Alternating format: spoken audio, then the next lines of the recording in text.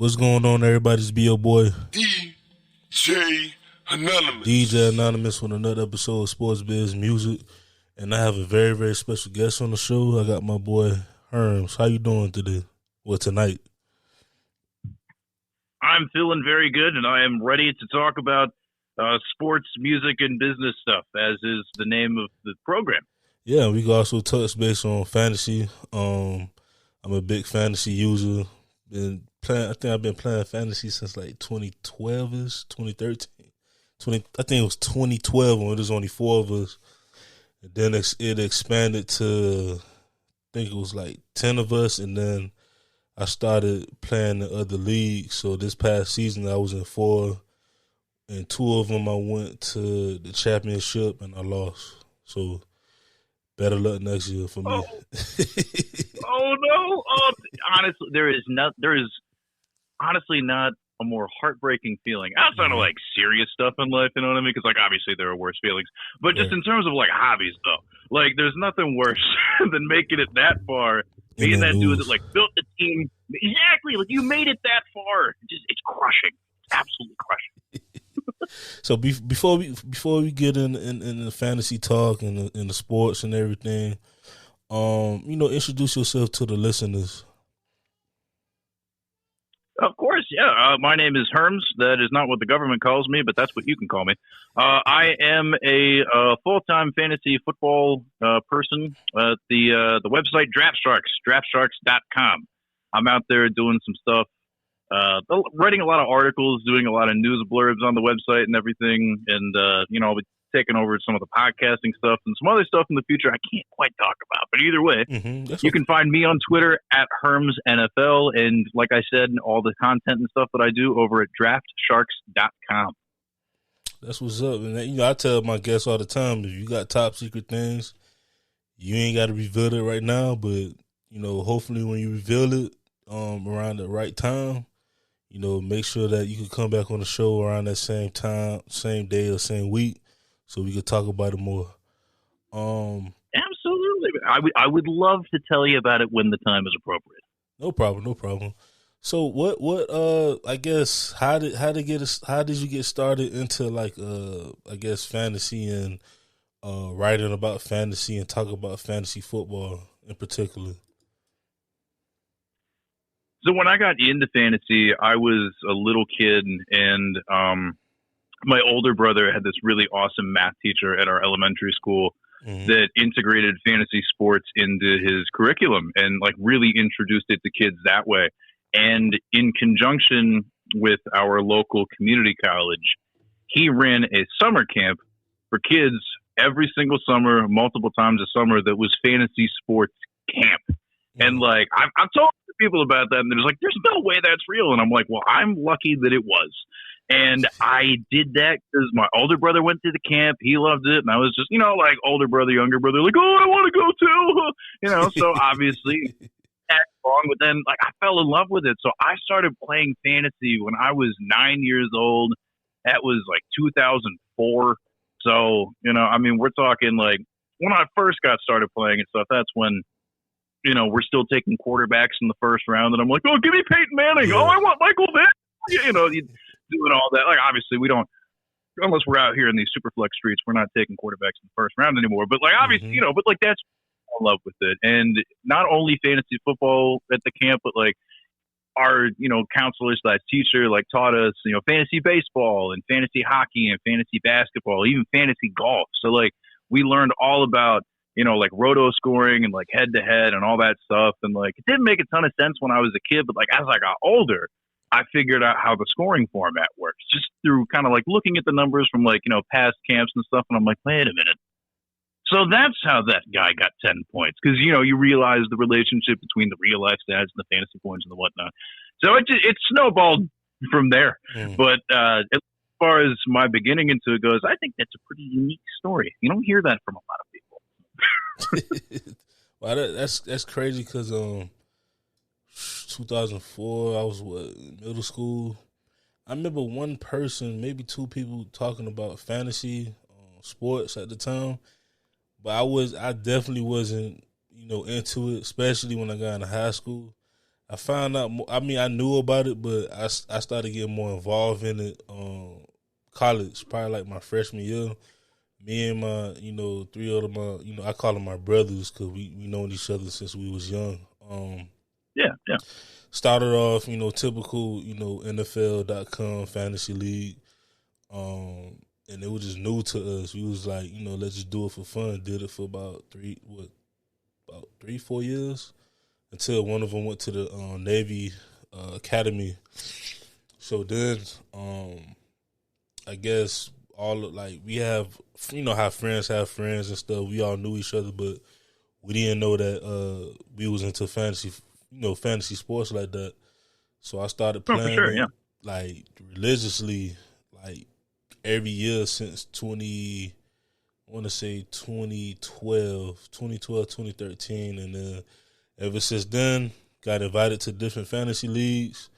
And it's just been kind of addicting in a good way because, everybody go, we all think we GMs or owners, so we pick the best players and everything. So I love it. I tell my wife, she was like, I want to do it this. I said, listen, if you want to do it, it's very competitive now. So maybe next year I have her join, but it's rough out here, especially going for money. It is, and like around the same time that you really got into a lot of that stuff in terms of getting into more leagues and stuff is around the time that I started playing a lot more seriously too, because the home league that I joined first. So just a bit of background about me. Before I started doing any of this stuff, before I was writing about fantasy football, doing content and stuff, I was a musician in my local music scene. So I was in a bunch of like punk and metalcore bands and stuff. And so I was just out there, just banging my head, getting low, doing the breakdowns, like scream stuff. And the first league I got invited to was just a bunch of members of like the one local community center that I would play a lot of shows at and go to a lot of shows at. So they were like, we're opening the league from 10 people to 12 people. And like, we know that you really like sports. So like, why don't you, hop on in? And I think that was like 2015, if I remember correctly. That was like the first year I got like invited to like a real league. Cause like, like ESPN used to do those leagues where, they'll have like the live lobby and it's like they're drafting in 5 minutes. But then once the draft is over, like nobody pays attention. So like I did that, which was like, okay. But like when nobody else is paying attention, the whole league just like sucks. So like, I feel you do it. Like once I got into that one, it snowballed from there. I'm not sure how I should feel about admitting this, but I think at this point between like charity leagues, redraft leagues, and some of my dynasty leagues and stuff, like I got up over like 20 this year, and I was just like, I felt like I was drowning. I was like, oh, like I love this. Don't get me wrong, like it's my full time job now, but like, dear God, that's a lot of teams, man. Like, oh.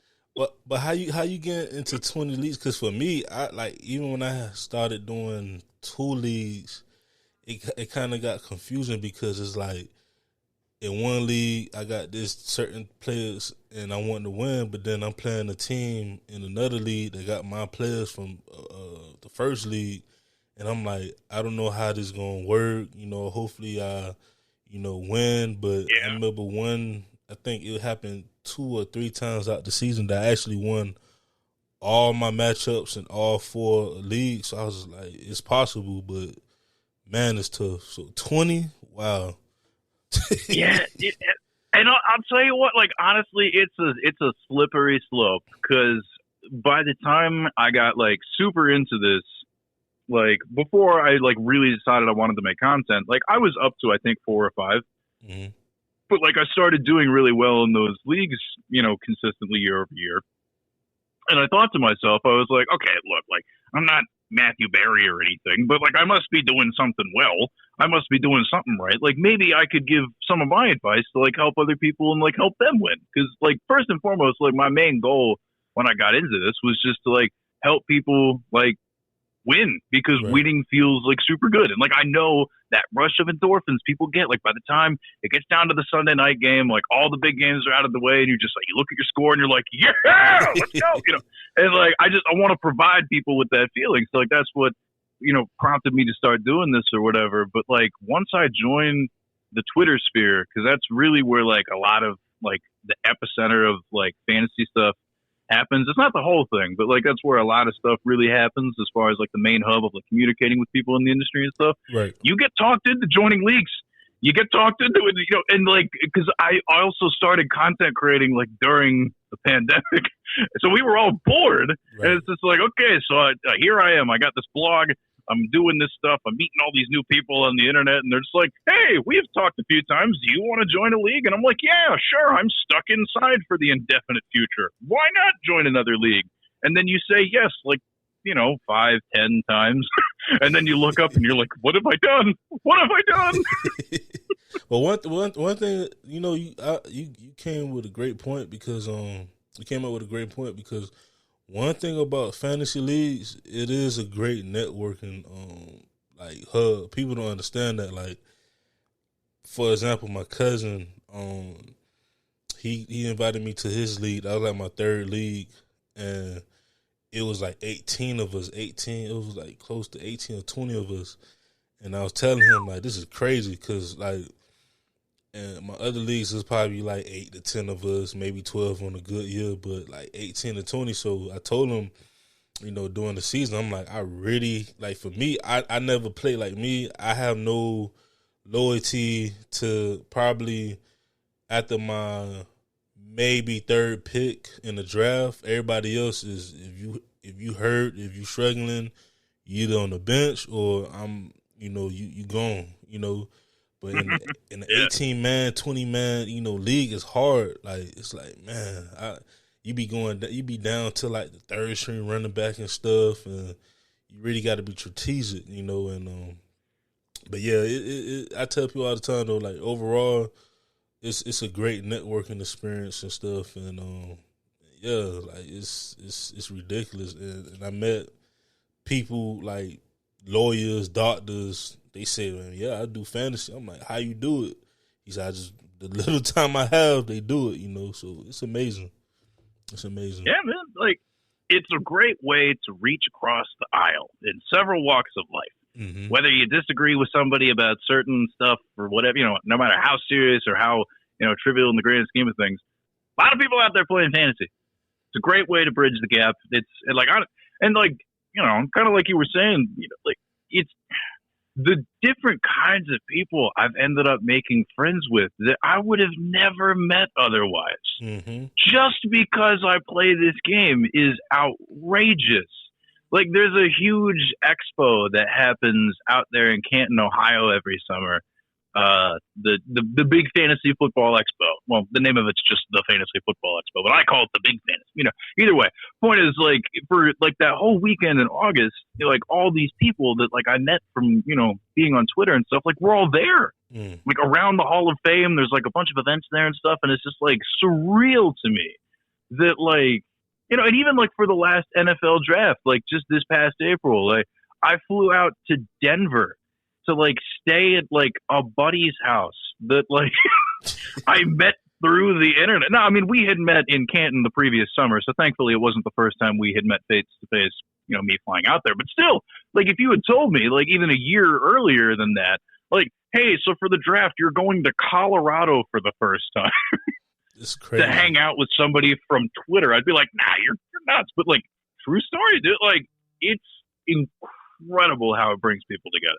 And I'm glad you brought up Daly's fantasy sports because I just started up this year with FanDuel and DraftKings. It is so,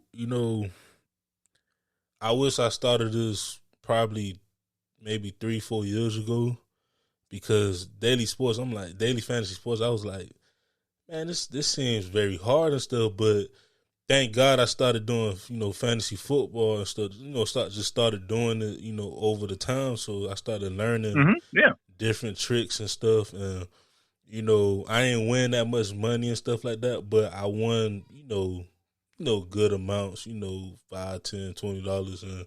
And I'm just like, Daddy fantasy sports is probably, it's literally the same thing. Like, you dropping, well, you're not really dropping, but it's like you doing, you're doing new teams pretty much every day, and it's like it's fun. But tell me your experience about daily fantasy. Like, what's it like?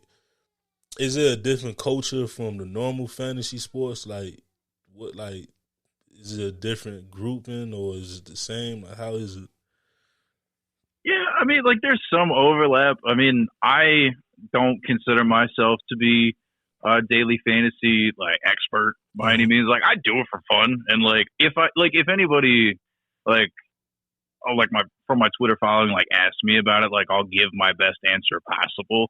But like that's definitely not my bag, you know. But like I've noticed though, like I've become really good friends with a couple people that are like really really sharp about DFS.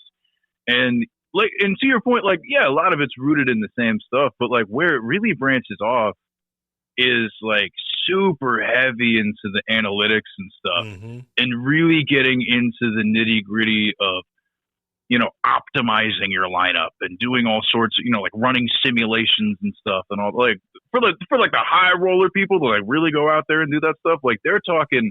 Like almost like I can understand kind of what they're saying, but like once they get super into the weeds, it's almost a different language. And I'm just like so blown away at like how adept they are at like problem solving with all this like math, crazy stuff to figure out. Like, okay, well if I'm going to set, you know, all these like this many entries into, you know, this contest, if I'm really going to diversify to make sure that I maximize my chances of blah blah blah, and like, you know, picking certain like stupid undervalued players just to be contrarian and to like, you know, and I'm like hearing all this stuff from people and I'm like, dude, how did you even like think about this, man? Like that's incredible. It's incredible to me. And like, I wish my brain worked that way because it'd be cool to make money like that. But, you know, I'm rooted more in the traditional where it's like, if you trust me and give me just a whole season and we go head to head against a group of people, I'll probably figure it out. But if you give me that one weekend with the slate and it's just like pick from there, I'm just going to be like, you might want to ask somebody else. This is, you know, because you know, it's really, I think it's a difference in how people's brains work. You know what I mean? Like if you're really able to process small amounts of information, well, kind of, I guess, like information that's going to pay off for like one particular, you know, set of games, whereas my brain is a lot better at figuring out what's going to happen over a longer sample size. I guess that's probably the better way to think of it. You know, it's really just that difference in processing, I guess. Yeah, that makes sense because you know, I was like before I did it, I was like, yo, I'm like, because I got my master's from St. Thomas University. I was, you know, going to school for sports administration, so majority of the sports, you know, major like students, they was playing daily sports, and one of them was doing baseball. I'm like, first of all, I don't know how it works in baseball, you know. So, that stuff is hard, man. Oh, jeez. And like, I love baseball too. Like before I ever got super into football, I was like way more into baseball. I'm like a huge baseball nerd. I have the Curly W Washington Nationals logo tattooed on me. Like I was a baseball nut for a long time. Didn't fantasy sports didn't fantasy stuff originally with baseball, right? It did, and that's where like the whole like roto scoring and stuff comes from. Because like I mean, maybe you know this, but you know, history lesson for the listeners out there. When it was originated or whatever, they just like they started these leagues from like a rotisserie chicken joint. So like that's why they kind of gave it that little nickname. So when you see all those websites out there that are like roto this and roto that, there's the origin. Fun facts with Herms. There it is. Nah, that's dope though. But what you was about to say before I cut you off, my bad, because it's. I remember watching the 30 for 30, I think, and it was talking about how I forgot what 30 for 30 that was, but it was talking about how it was a group of people just pretty much like betting on different players, creating teams, and it was baseball, you know, ironically, like the whole thing was just born out of, you know, using the box scores and accumulating points that way, and like that's why. You know, because, like, I started with fantasy baseball. Like, I did that for a super long time. And, like, I got pretty good at it. But, like, you know, once I got older, like, honestly, like, I played fantasy baseball online probably from like late middle school, like through high school. Mm-hmm. But like once you become an adult, man, like, cause, you know, I was busy, like, you know, graduated high school. I was working, I was like playing in bands and stuff. Like, I don't have time to sit down. Like, so, like for fantasy baseball, obviously, you know, like you got to set your lineup like every day for like the 162 games. And I'm like, dude, that's how, crazy. like, yeah, like once I lost that level of free time in my life, I was like, I can't do this. So when you brought up like the DFS baseball, I mean, like that's so fantasy baseball just in its natural form is already hard enough. Like adding the DFS component to it sounds impossible. I've never tried it. Honestly, I know, like, I understand how it works, but there's no way I have the mental bandwidth to dedicate to like research that on a daily basis. Like those people, hats off to them. Hats off to all of you out there doing that, because that is way beyond me.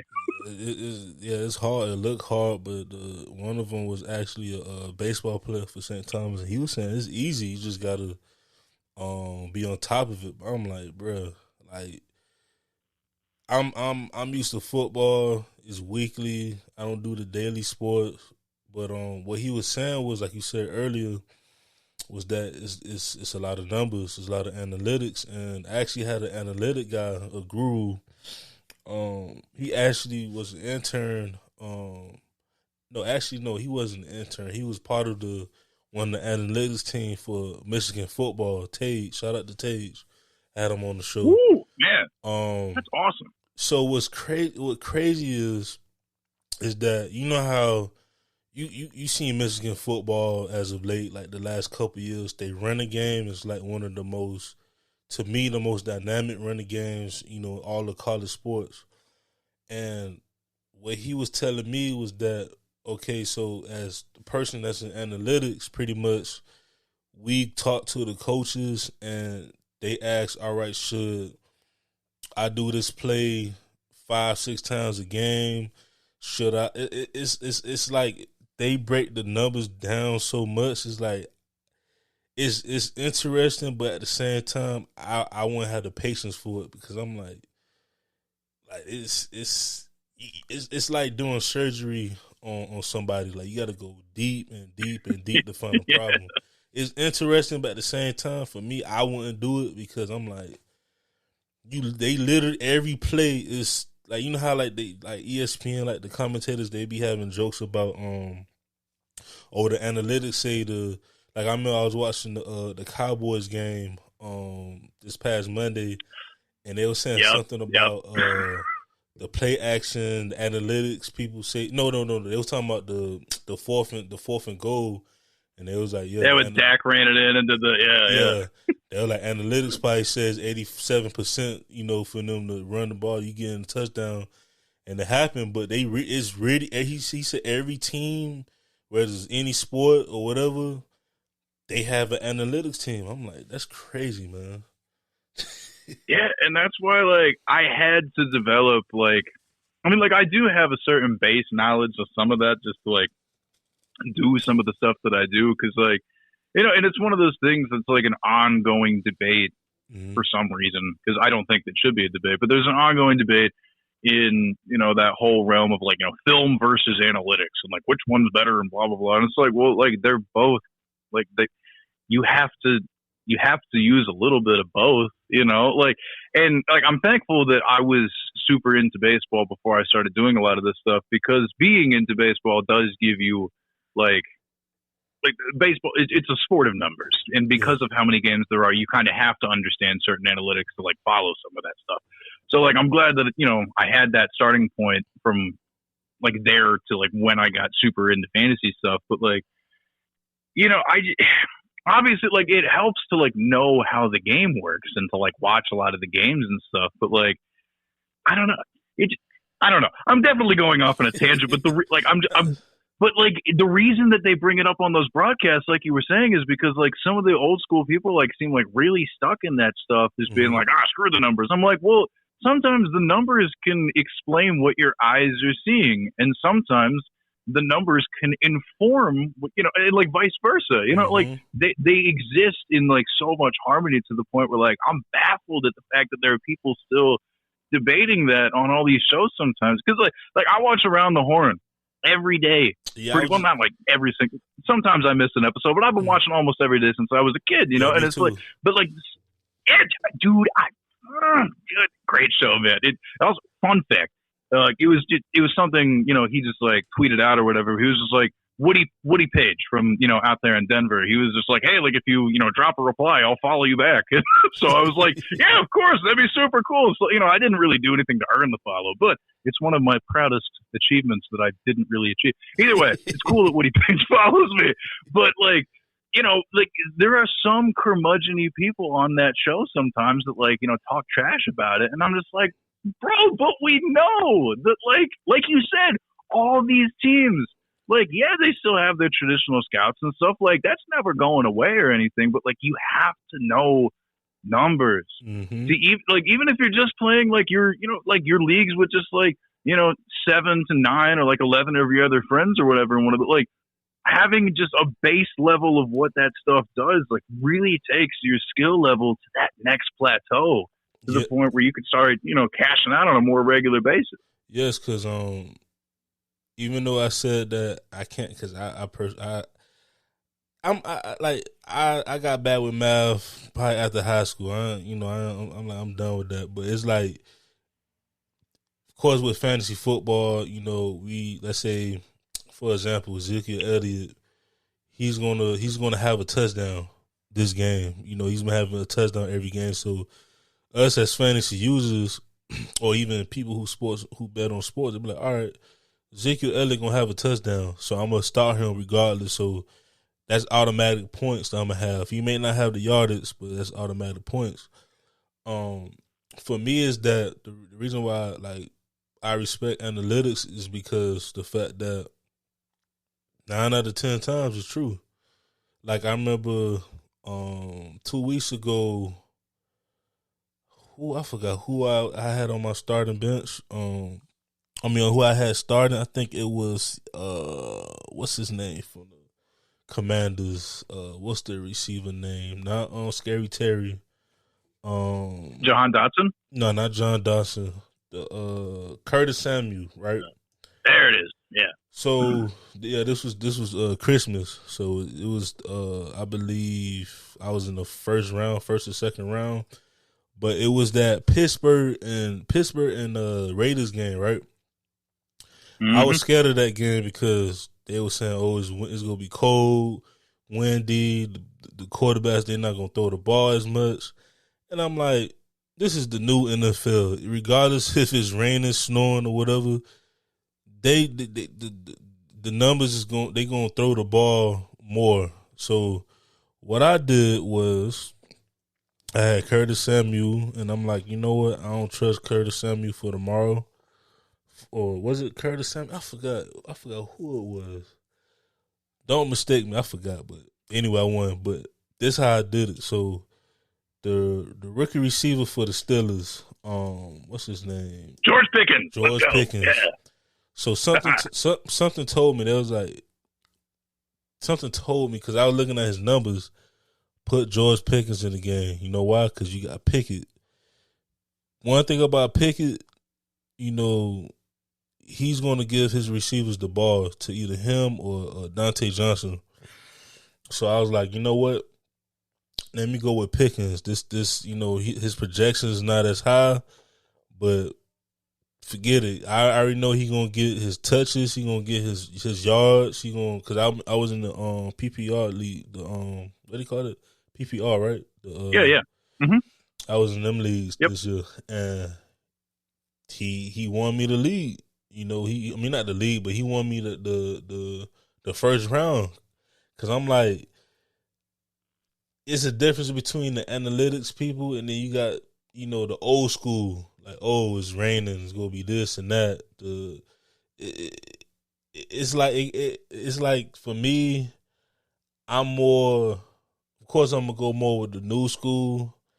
I understand the old school Yeah, ways. for sure. We still pay attention. We fantasy players. We gonna look at both, but it's like it's starting to get to a point where, analytics, they starting to know some things. Yeah, they nerds and stuff. We all nerds, but they be knowing some stuff.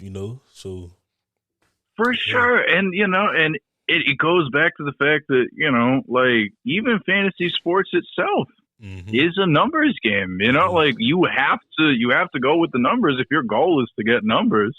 And, and also I'm really glad that you brought that example up because as somebody who was born and raised a Steelers fan, this definitely it warmed yes. So I'm from around the Washington D.C. area, so I root for the D.C. sports teams for everything else. Like I said before, like I got my Nats tattoo on the other arm. I got my Washington Capitals tattoo. I mean, shit, I'm wearing an Alexander Ovechkin T-shirt right now. But like my parents are from Northwest Pennsylvania, so I didn't have a choice. It was just like, all right, cool, you're born, congratulations, you're a Steelers fan, and I'm like, all right, cool. So you a Steelers fan from the DMV? That's crazy.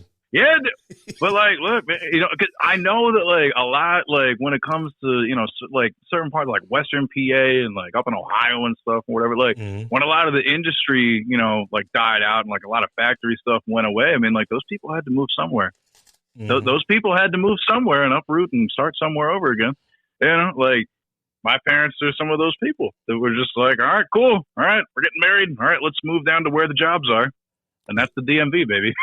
Yeah, so like, but still, we still bleed that black and gold, that black and yellow. So yeah, I feel 100%. Till I die.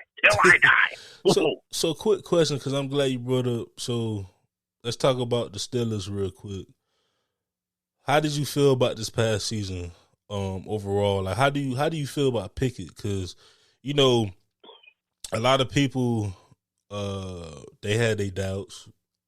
And then you had some people like myself that I'm like, man, Pickett gonna be raw. Pickett he just one of them quarterbacks that he gonna have to take some time, to get a feel. And we seen it this past season, especially towards the end. Because I'm a Dolphin fan, I'm like, if we lose to the Jets, the Steelers is definitely going to the playoffs because I already knew the Patriots was gonna lose to the Bills, but it's just like.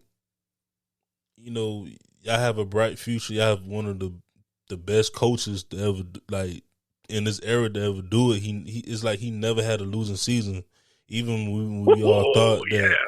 Even when we thought that that y'all was gonna have a losing, that he was gonna finally have a losing season, but we went 9-8, right? Yeah, dude, and like that, and that is honestly like one of the like. Before I even talk about like how I feel about the Steelers, one of the things that I would just want to take this opportunity to do real quick is call out the Steelers fans, and there are a lot of them out there on the internet, just like saying a bunch of wild stuff all the time. Be like, we need to move on from Mike Tomlin. We need a new voice in the building. Like, his messaging is getting stale. I'm like, what is wrong with you people? Like, you don't look a gift horse in the mouth, man. Like, when something good is happening, you keep it going. Like, to have a guy that he started coaching the team when I was in like 7th grade.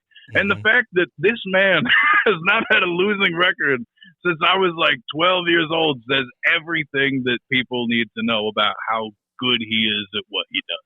So like there's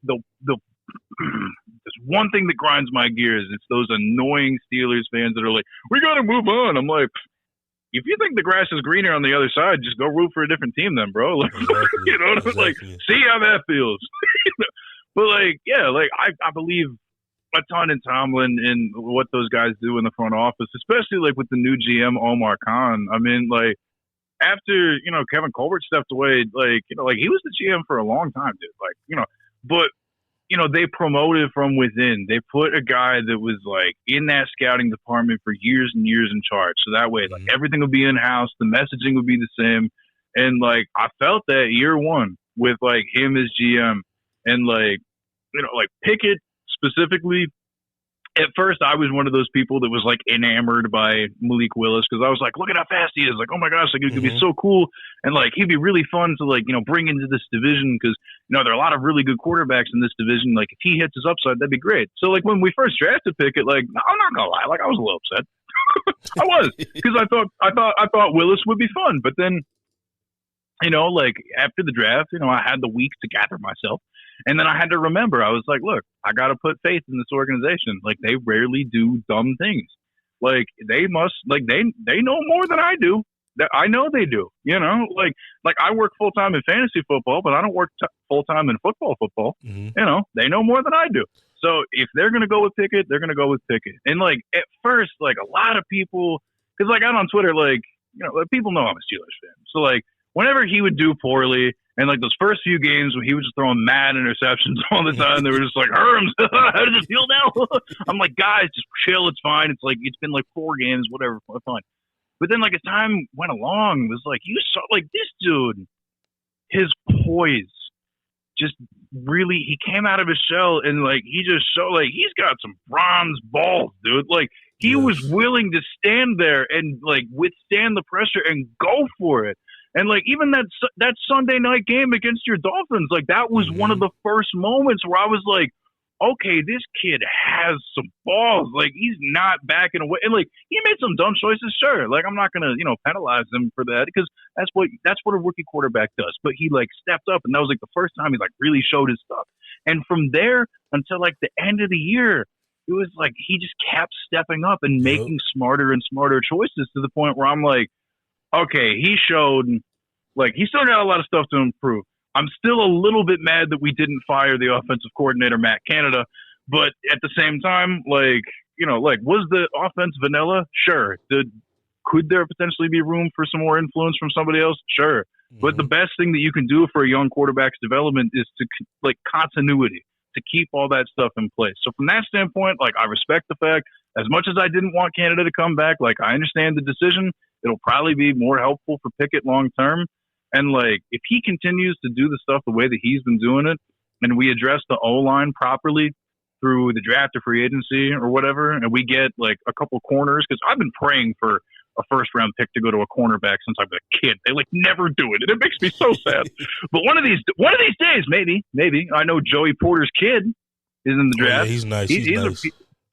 That's what I mean. Look, hey, like, come back to me. Like, hey, your dad loved it here. Why don't you come on down? Why don't you come on? That'd be cool, maybe. But I don't know. Like, with how much cap space is available and how good Pickett looked, like, I don't care what anybody else says, man. I know that this team, like, they're doing something good. And, like, it goes back to the point about Tomlin. It's just like, are you really going to count a team out with this dude calling the shots? Never. Nope. Never. Nope. And speaking of your online, I feel like that's because I'm a Dolphin fan. Teams I hate: Patriots, the Jets, the Bills. Outside of our division, I mean, who else I don't like? It's really them 3 teams. But when it comes to, like, the AFC North as a whole, I have so much respect for every, organization, especially for the Steelers and the Ravens. Because for one, y'all know how to draft, like, especially receiving core. Like, have you was one of the luckiest fan bases. Every, like, me and my homeboys, we talk about it all the time. We was like, the Steelers never miss on a receiver. The receiver could be a first rounder, he could be a 7th rounder. I don't know who's in that front office, but they know about some receivers. So it's like it just amazes me. Like, we talking about AB, we talking about Santonio Holmes, talking about Plaxico Burress. You got Mike Wallace, like Hines Ward, like, who should be in the Hall of Fame. Is he in the Hall of Fame? No, right? Not yet. Not yet, but like I saw the list of finalists, and he didn't even make the finalist list this year, I don't think, and I'm still pissed about it. Listen, as a Dolphin fan, I was surprised that they finally put Zach Taylor in there, because if you look at Zach Taylor numbers, compared to, like, Brian Urlacher numbers, is not that far apart from each other. I just think that it's deserved, man. It's well deserved. Yes. But to go back on your Steelers, I have no hate. Only problem I be having, my aunt and my mom, they be having this man crush on Mike Tomlin. They be like, oh my God, that's my husband. I'm like, man. But anyway, overall, I just think that the Steelers, their only issue really is the O-line, because y'all known for that ground and pound like running game, you know what I'm saying? And I feel like with Pickett, if he could have a great running game, it's over. You know, because y'all have on offense, y'all have it. On defense, y'all can see y'all may need like a good corner, maybe a couple corners, and then that's it.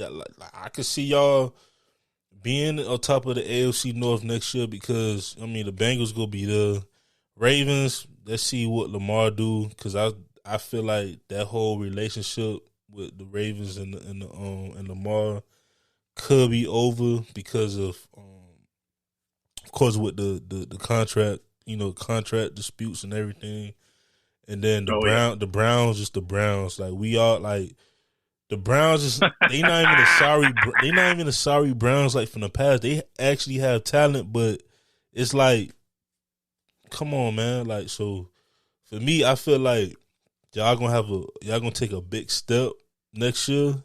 It depends on the draft, of course. It depends on free agency, but y'all only maybe 2 or 3 moves away from being, back to the steel curtain, back to when Big Ben was here. You know what I'm saying? So yeah, man. I feel the same way, dude. Especially like with the O line, because like I remember like when Big Ben was there and stuff, it was like, or like Villanueva out there, like the Army Ranger, big as hell doing his thing, like David DeCastro at guard and Pouncey at center. We had all these guys, but then they got so old, and and I get, you have to draft and sign other people to play other positions, because like there's a lot of people on a football team. But what they didn't do was like backfill the line with like younger talent to develop. So like by the time everybody aged out, it was like, all right, let's look around the room here. Who do we got? I don't know. I don't know about that. It's like it's been a nightmare. But like I think they know, like, if you're going to invest back-to-back first-round picks in a running back and in a quarterback, like you're building for something. And it like if they don't seriously address the O-line this offseason, I'm going to be very upset. I'm going to be very mad. I don't live that far from Pittsburgh.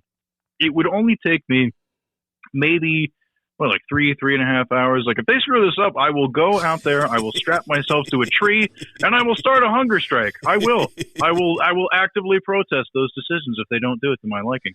But and it's a deep draft too, so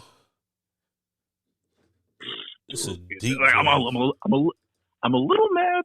Like, okay, on one hand, it's cool that Mike Tomlin got to preserve his winning record streak. It's cool. Right. Like, I'm glad.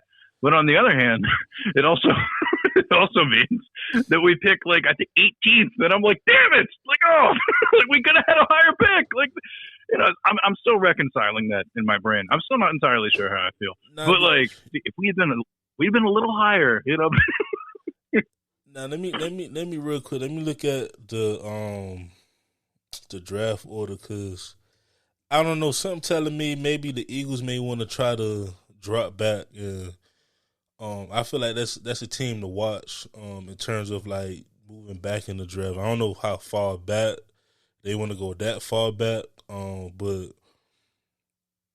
do you think the Steelers will make some type of deal with somebody to try to get at least in the top?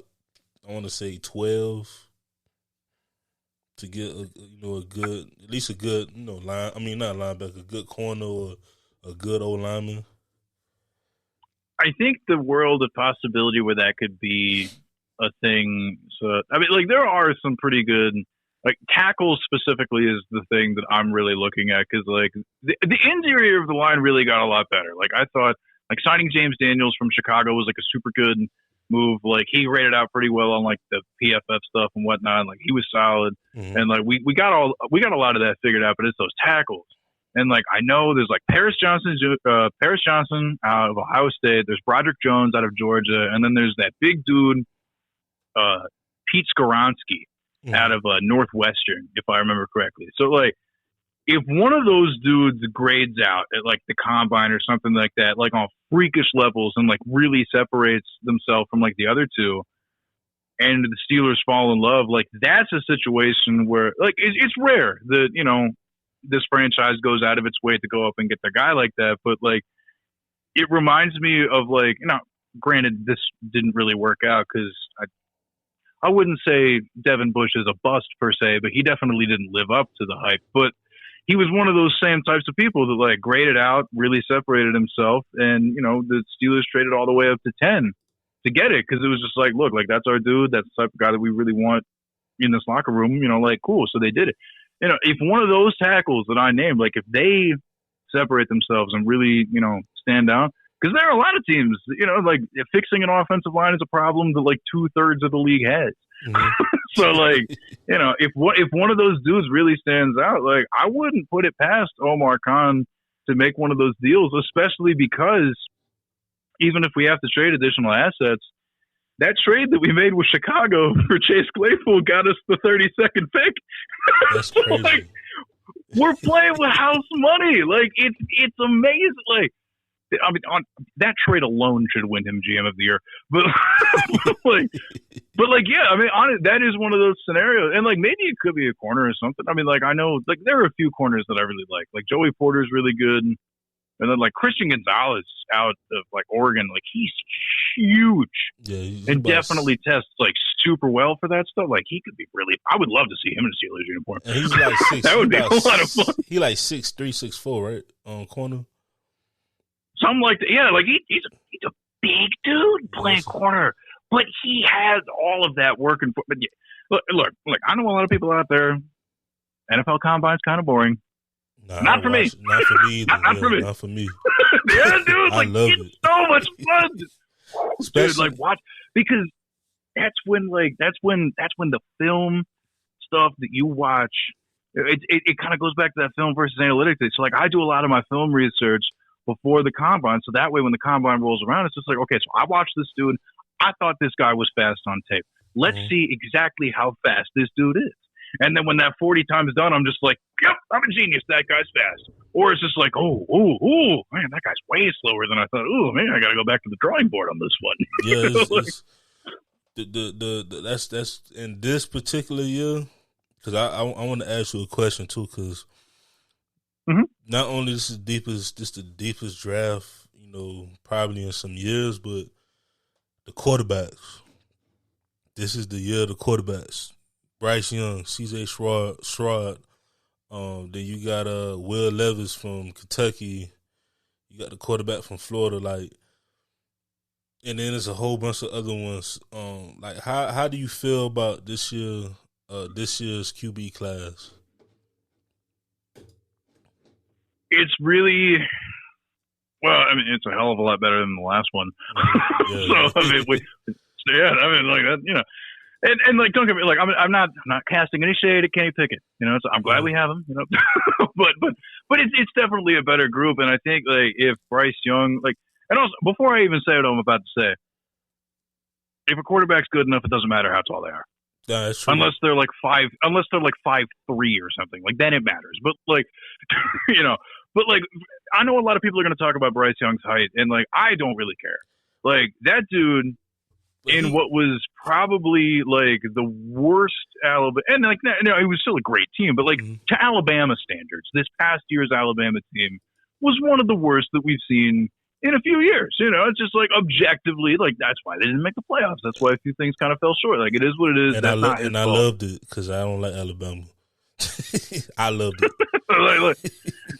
Look, neither do I. Like, I'm not like a huge college guy necessarily outside of, you know, doing like, you know, NFL type stuff. But I will say, like, Alabama fans, like, and if you're listening, Alabama fans, I'm sorry, but like, it gets annoying after a while. It does. It really does. They are the worst because I was on a Facebook. I forgot. It was at the beginning of the year when Georgia, they was, you know, sleepwalking through the first games. Like they was like, oh, how you just beat Kent State 31-19 or something like that, right? So I was on the comments and I'm like, Georgia's gonna win the championship, and all these Alabama fans, and I'm like, I'm a UM fan, but I like Georgia. Like that team reminds me of the UM teams from back in the day. And Yeah. I'm talking about they was jumping me. I'm talking about from all over the place, and I'm like, I'm telling y'all. And I invited some of them on my podcast. They were like, hell no. I'm like, but listen, at the end of the year, Georgia's gonna win. They're gonna win it all. It's just, every time, you win a championship, we see in every sport and every level, you win the championship.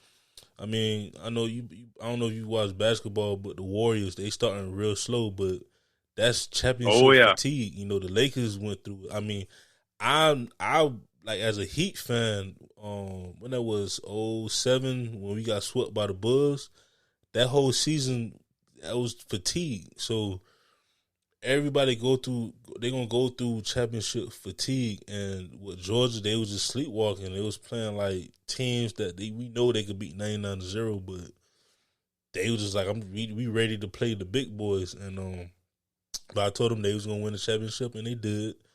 But I love that Alabama did not go. People call me a hater. I said, I'm not a hater. It's just it's like facts. Like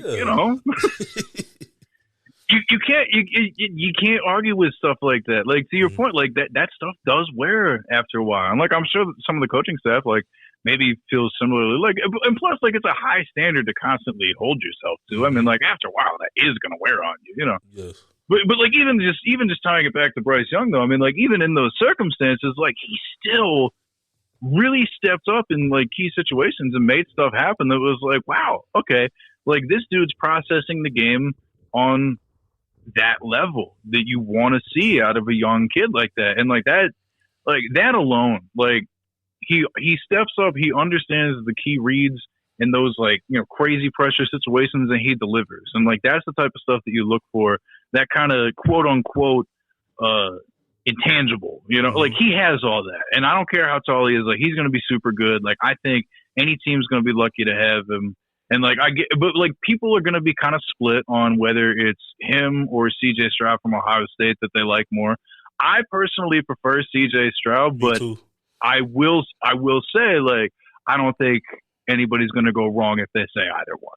Yeah. I think I like Stroud because like he reads the field so well. And like, I know a lot of people talk about like, well, especially like his passer rating against pressure and stuff. Like, yeah, like when he gets flooded, he gets a little bit nervous. Like that's a fair criticism. But even in that semi game against Georgia, like he stepped up, balling. Exactly. So it's like even though it's just like that one game that kind of stands out from like a whole season's worth of data that we can draw from as a sample size, that's a huge stage. And the fact that he did that against the top defense like that was just like, okay, so I'm not nearly as worried about that now. And plus, like, he didn't really run nearly as much as like Justin Fields did in that circumstance when he was at Ohio State. But it's not like Stroud doesn't have wheels himself. Like he does have that athleticism that he can pull out of his back pocket. Like if at the next level he only ends up rushing as often as like, for example, like Justin Herbert does, like that's not, we're not, calling him, the next, Vic or whatever by any means, but like that's still a valuable skill. Like if you're the type of dude that like can run for 300-400 yards a year or something like that, maybe is like a minimum, like that helps. Like that's an extra level of, having that dynamic that's like super good. So like I really vibe with the two of them. And then like Levis, like bro, like I get it. I get what the people are talking about. But his like, O-line offense. His O-line was I'm not gonna lie, his O-line was terrible this year though. To give him some, and it was. Yeah, it was terrible. And he was missing Wan'Dale Robinson. He was missing some people that he had before. And like I'm sympathetic to that. Like he definitely did well in the situation that he was in. But like what kind of worries me is just so I don't know. So I'm gonna put him, right next to like Anthony Richardson, because this is just how like I put them together in my brain. Like each of those guys, Will Levis, Kentucky, Anthony Richardson, Florida, like they each have like some clearly like raw skill and like obvious talent going for them. But like because of their different circumstances and stuff, there's a pretty significant risk and reward that you get with both of them. Right. The way I look at it is the reward from Richardson is higher than it is with Levis. Because, like, for as bizarre as some of his decision making is sometimes, the dude's got a rocket arm. He's like a billion times faster than Will Levis. Yes. And he's also just absolutely built. But, like, now granted, the risk with Richardson is much lower. Well, I wouldn't say much lower. Like, for Levis or Richardson, like, if it all, busts, then, like, they're both screwed. Like, that's a risk baked into both of those prospects, in my opinion. Like, there's a reasonable enough level of skepticism for either one of them that they could both fail at the next level. But if I'm going to put my, like, if I'm a GM, if I'm going to put my job on the line and do whatever, and I'm going to make sure I'm going to pick one of these guys and really develop them and just not throw them into the fire too soon.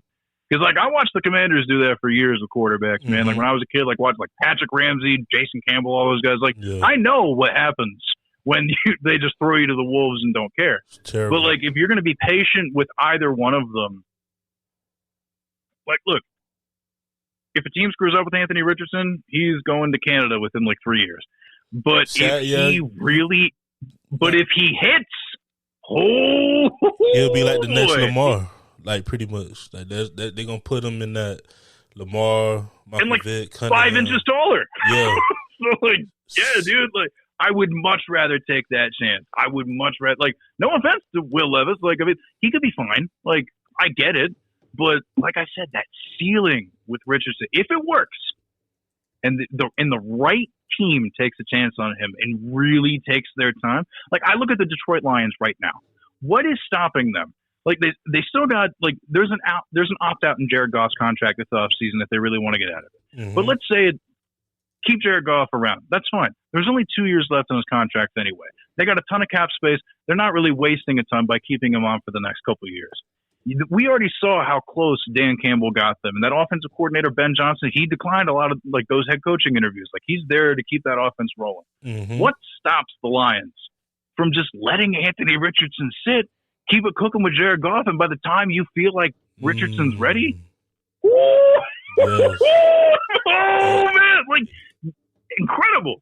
Let me say this real quick. And I'm with you because beginning of the year, to me, my dark horse, I said Will Levis. To me, out of everybody, is the most complete quarterback in terms of his pro, of course, the pro style offense he was in. But when it's like when I watch the games, because I love college football, so I watch college football a lot. So when I was watching him, I'm like, this is not the one. This is not what they call him AK-7s and whatever. From this is not him from the last couple of years. But when I started really looking at the offense, his O-line sucked this year. And for me, in my opinion, he still is kind of the sleeper of this draft. But you're right, you have to put him in the right, situation. I feel like him and Anthony Richardson, they will be in a situation where they should sit. Because for me, one team I like to talk about is the Raiders. Yeah.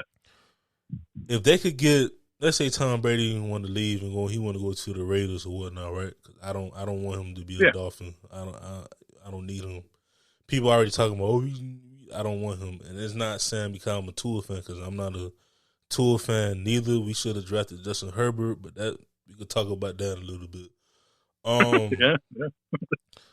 I just feel like either they should have kept, try to keep Derek Carr, or if Tom Brady come in, for someone like Levis, like you said about Anthony Richardson going to the Lions, I feel like Levis, if he get at least 2 years, two years under that belt, 2 to 3 years, like just learning, it'll be like another, for example, like another A-Rod, another Lamar, another Steve Young situation where you had these quarterbacks that just had to, they had to sit for a minute, and that, I feel like that'll benefit them more than just putting them in the fire, because we seen it. You brought up Patrick, not Patrick Willis, because he's still young, but you brought up Patrick Ramsey. Campbell, Jason RG3. I Campbell, mean, why did they even play him in that playoff game? That was nuts. Gosh. Mike Shanahan, I swear to God, and that was back when I actually cared about the Commanders too. Because like, don't get me wrong, I'm a Steelers fan first and foremost, but like living around here, of course I cared about the Commanders for a little bit. Like AFC, NFC, there was no rooting conflict. Like I could have not really toes in each one of those waters. Yeah, exactly. But like, I'll tell you what, like the way that they mishandled that RG3 thing, and then also like when they just like absolutely screwed over Kirk Cousins like that was the last straw for me. That's when I gave up. You know what's crazy? That whole situation was ridiculous because Kirk Cousins got drafted in the second round, right? Like they drafted 2 quarterbacks back. No, dude, he was a fourth round. Fourth round, okay. Like a fourth or fifth. Like it was an insurance pick that they got lucky on. Yeah, they really got lucky. Kirk Cousins was supposed to be. I don't know what happened that year. He was supposed to be like at least a late rounder. I don't know what happened that year. I'm trying to remember, but that class was deep because they had RG3, who it was, Russell Wilson, Kirk Cousins, Brock Osweiler. Andrew Luck, number 1. Yeah, Andrew Luck, Brock Osweiler, sorry, behind. Who was on that? Who else was on that draft class? That draft class was amazing. As far as QB wise, but yeah, the Commanders, Redskins, whatever you want to call them, that franchise as a whole, I'm glad the owner sold the team or about to sell the team. Me too, man. I'll tell you what. Oh God, I hate that guy. We all do. Gosh. I don't know a single soul out here that is just like, I think Dan Snyder is doing a pretty good job. Like no one thinks that. Like oh boy. Let me tell you something real quick. Cause Sean Taylor, he's from Miami. We all, I'm from Miami, South Florida. Oh. Dude, the day I cried my eyes out the day he died. Dude, I loved Sean Taylor's death, man. Oh my God. That was one of like it was just so eerie downhill. Like I know up down in Washington because he played there, but down here like it was eerie. But when they had whatever the hell that was, the sculpt, there was supposed to be like a sculpture of him or statue of him. Oh my God. Everybody was mad because I know his cousins. Like I know his cousins and them. They was selling out. They was like, man, this man need to, saying it in a PG way. They're like, this man need to sell the team, and I'm like, yes, because this Sean Taylor, if he was still living, Sean Taylor would have been a first ballot Hall of Famer. Sean Taylor. Oh, no doubt, yes. Oh my God. If you look at the safeties we have now. Even the DBs in general, the corners, Sean Taylor was 6'2", 6'3", moving like 4'2", 4'3", and just hitting people like a linebacker. So he's one of them players that a lot of these, people around our age and people younger than us, they looked up to Sean Taylor, So, but for them to have some cheap ass like I don't even know what that was. Like I'm like, yeah, it was a mannequin, dude. It was a mannequin. Like that's based in like. And did you see what they did for like the jersey retirement like last year? Where like they had like it was like a minute and a half highlight clip, and then like somebody talked for a couple minutes, and then like like they had it was because I remember like I think it was against the Chiefs. Like they did it like on a whim, and they like had it like. His number like painted like Jackson Mahomes was like dancing on the numbers. Like what really pissed me off though, and I know you remember this, like when there were those pictures circulating, where like they renamed the road leading up to the stadium, like Sean Taylor Drive or whatever, and they had the signs hanging from the porta potties, and like I saw that photo and it made me so mad that like I almost chucked my phone. Like that was like, I mean, like I said, like I had already stopped rooting for them for obvious reasons, for like many, many reasons. But like, even just seeing that, I was like, how dare you desecrate that man's honor? And and legacy by hanging his name from a goddamn porta potty. Like, you can't do that. Like, you can't. Like, whoever approved that decision, honestly, like, I hope they don't have their job anymore, because that's it's terrible. It's one of them. It's hopefully, you know, I think from what I heard, Jay-Z and Jeff Bezos supposed to buy the team. Hopefully, they just clean out, you know, just redo certain organizations need to just be, you know, just redone and just need a new regime, because that. And then there was another story. I don't know if you've seen about the story about how he bought up this big land up in VA. He was cause they trying to get a new stadium, I believe. And oh my god, it was like a big issue. I'm like, what is he doing? Like, no, it's crazy though, cause so that part of Nova, like there's no, because the Virginia like state government, like they're not going to put any sort of funding into that. Like, I mean, like, right. Honestly, like. Dude, like, because it's my brother like had like a place down there for like a super long time, like around like that part of Northern Virginia, like where they were looking to do that, and like he was just like, look, dude, like, it's already hard enough for them to have like their training camp and practice facility around here. Like, ain't no way they're really gonna get that type of taxpayer money for that. So the fact that Snyder even bought all that was like that was goofy as hell. I was like, dude, like they already hate the fact that you're here in Ashburn doing this. Like, what do you think you're gonna get out of this? Like, yeah, it's wild. Like, that was a huge waste of money on his part, thinking that he was gonna get backing for that. It's like, nah, dude, if you're gonna build that, that's gonna come out of your pocket, dude. Like, oh man, crazy, man. He wild. So let's talk about from the DMV area. I know you're a Steelers fan, but you talked about, so you're a Capitals fan. Which I'm a Panthers fan. Y'all almost got us last year, in the first round. So close. So close. I can't pronounce his name. It's oh my God, Ovechkin, baby, let's go. He's a legend. He's a legend. He's like 40 years old now, right? Or 40 something.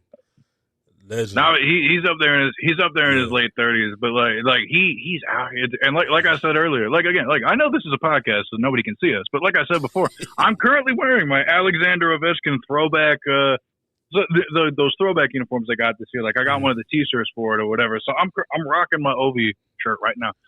Like, dude, oh man, watching that man play, he's magic. He's a legend, man. So. How do you feel? Because I haven't really I've been following hockey, but I usually start following hockey, honestly, after like when football dies down so I can, you know, focus on basketball and hockey.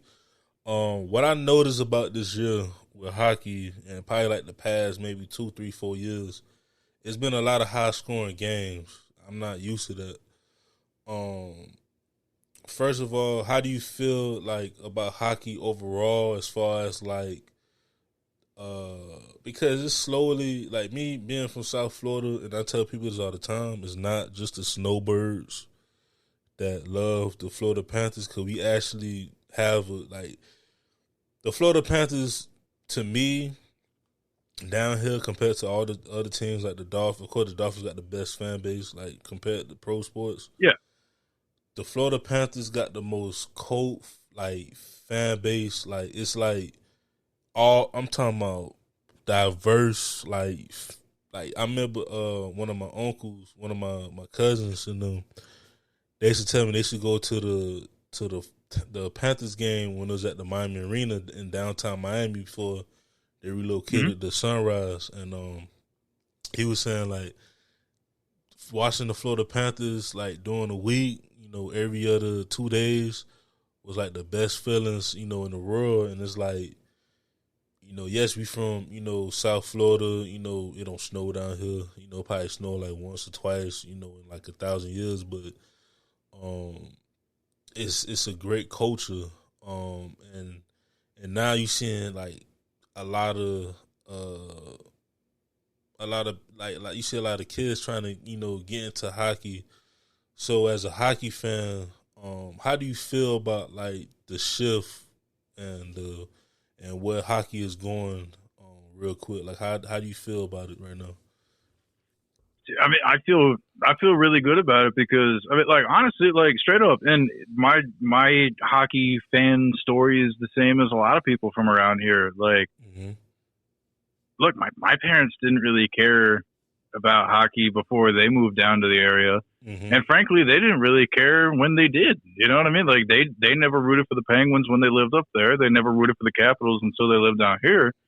But if it weren't for my older brother making friends, like he was in elementary school, like when one of his best friends like played hockey. So that's the only reason we were even introduced to hockey, is just because the kid down the street happened to play goalie, and like that's how we got. But so my older brother got into it just because like his friend played, but like I didn't care. Like my like our younger brother didn't care. Like, you know, but it wasn't until Ovechkin, you know, came and got drafted by the Caps that like we all got really excited. And ever since Ovi's been around, like hockey in the DMV has become outrageously popular. And sometimes it really takes that type of thing happening. You know, because like unless you live in Boston, Detroit, somewhere up in Canada like doing whatever, like areas, if you're outside, like if you don't live in one of the markets for like the original 6 teams or up in like Minnesota or something, then like you probably didn't grow up with it. But like I finally took the dive into like, you know, because my older brother insisted on putting the games on and stuff. So for me, it was like around like 07. I was like, all right, fine, I'll sit down, I'll check it out. But like I got hooked because I had the draw of watching somebody as talented as Ovechkin. And then like not too long after Ovi came to town, like the center Nicholas Backstrom, I mean, like the two of them have been a dynamic duo for, you know, well over a decade now. Like they've been a ton of fun to watch, but like having that main figure come to town and inspire everybody, like it went from not like people cared, like some people went to the games and stuff, but like that's what drew a lot of us in, and it helped educate all of us on the sport.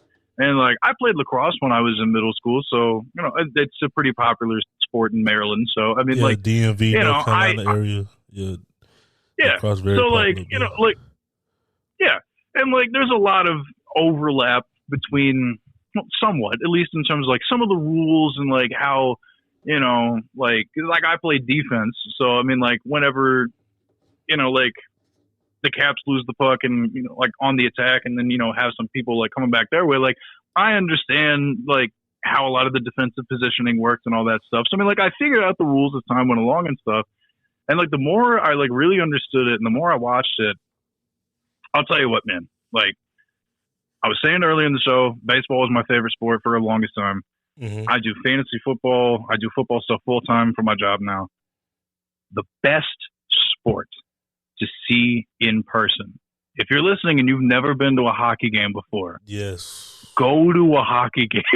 It is the best experience you're gonna get, because like it looks fast on TV. Like it already looks fast. It's mind blowing when you see it in person. Like, dude, the best. It is the best. I was telling my wife, cause I have a daughter. She's 2 years old, and I'm like, we have to take, cause we went to a Dolphin game. I took her to a Dolphin game.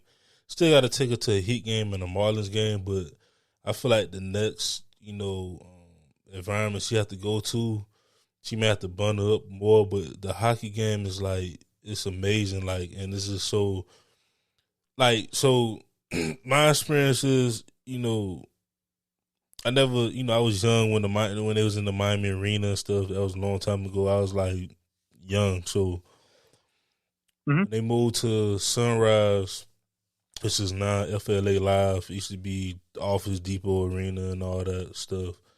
I think my first hockey game I went to, it was for a school, it was for a class. I forgot what class it was. I think it was marketing or something. But we got free tickets. We went in. We just went to get an A and stuff. But I stayed and I started noticing, you know, hockey is underrated when it comes to culture. Like, I went into the arena, and like, you know, the Florida Panthers, they got, it's like you know, the little Titantrons to go around the arena inside, like the hockey rink and stuff. They have they name all the cities probably from the real South Florida, which is really Port St. Lucie, Lucie County, all the way down to the Keys. So I'm seeing like Opelika, I'm seeing Hialeah, I'm seeing Hollywood, I'm seeing West Palm Beach, and it's like this is amazing. And then like the soundtracks, like the whoever the DJ is like 1 minute you hear rock, because I kind of like rock and metal because I grew up a wrestling fan, so of course it's like if you watch wrestling, you got a couple rock songs, a couple metal songs and stuff, and then it's like they play the hip hop, especially like the local old school stuff, and it's just a vibe. I feel like hockey to me, to me, it should be the first sporting event to take like your child, to take your family to, because it's amazing to me, So what you said is true, because to me, it's up to like watching a sport in person. Same thing with baseball. To me, I have to watch baseball in person. To really enjoy it. Playoffs I don't is mind watching though. it. Look, I'll tell you what, man. I'm so lucky in my life. I'm so lucky in my life. Like the company that I worked before I started doing full-time fantasy. I was doing my fantasy grind, hoping to turn it into a career while I was working for my family business. Mm-hmm. And I'm lucky that the family business enabled us to have season tickets to the Capitals and the Nationals. Mm-hmm. So they were mostly just to like give to customers and stuff. So like we didn't really get to use them that often, but every now and then, we got to go. And I was lucky enough, to your point about playoff baseball, I got to go to the majority of the Nationals World Series run. Wow, I know that was amazing. It was amazing when I watched on TV. That, from like that. I went to the wild card game. I went to like 2 of the division series games. I went to a wild card game, and then by the time it got to the World Series, Pops hogged the tickets. So, but obviously, like as listeners who follow baseball know, like none of the home teams won a single game in that World Series. It was weird, but at the same time, crazy. I still got to go to that environment, like those 3. And I was like, yo, this is what, dude. Baseball hits different, man. Like, I don't mind watching it on TV, but like, I get why people say that, because like, look, if I didn't care about it as much as I did, I would feel the exact same way. Mm-hmm. Like, ooh, dude, like, TV baseball is boring as hell. But like, yeah, dude, when you go, even the Marlins, for as weird as that whole experiment has been, that's got to be a tough team to root for. I tell you this, and I'm glad you brought this up. So I tell people this, and I had some on my last episode, Mad Dog. Mad Dog from ESPN. I really want him on my show one day, because he always bring up, people don't go to the games and stuff because there's so much to do. First of all, Miami is a place. Miami is not like a New York or LA. Like, it's a big city, but it's not like how you call it? You know how they say Vegas, New York, LA never sleeps. Certain areas, Miami, is always up 24/7. That's like Miami Beach and stuff, but more in the inland, more in the urban, suburban, country areas. People got they curfews, unless it's like a mom and pop, a restaurant or whatever, strip club. That's the only thing that be up really. But anyway, people have to understand our fan base, like the Marlins fan base, and I'm speaking for Marlins fans in particular. I remember I was young with the 97, but I definitely remember the 2003 team we had. Oh, yeah. We get tired of, everybody call us the farm team. If you look back at all the players we had, even this year, like we have the deepest pitching rotation ever, but I think they're going to try to trade Pablo to the Cardinals. I keep hearing it. I hope not. But oh, jeez. we get tired of